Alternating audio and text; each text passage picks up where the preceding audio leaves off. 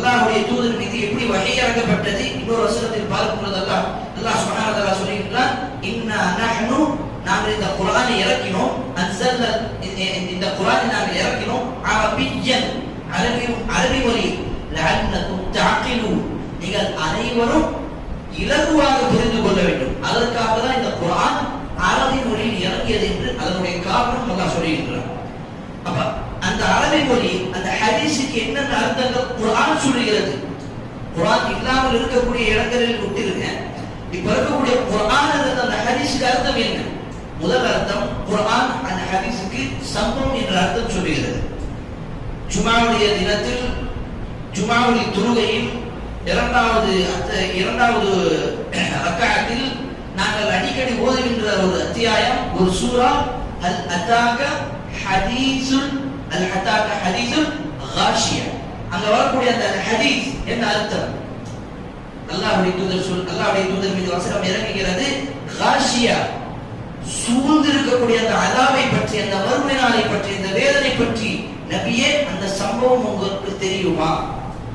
சூரத்துல் புரூஜ், ஹல் அதாக ஹதீஸுல் ஜுனூத், அந்த படை உள்ளவர்கள் ஃபிரௌனை பற்றி அல்லாஹ் கேட்கின்றான், இந்த ஃபிரௌனை பற்றி சம்பவம் உங்களுக்கு தெரியுமா நபியே?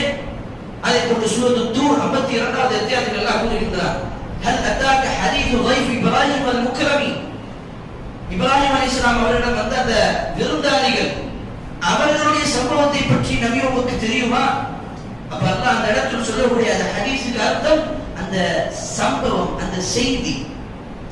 இந்த குர்ஆன் சொல்லுகிறது முதலாவது அர்த்தம். இரண்டாவது அர்த்தம், அந்த ஹதீஸுக்கு என்ன அர்த்தம்? இந்த ஹதீஸுக்கு அர்த்தம் குர்ஆன் தான்.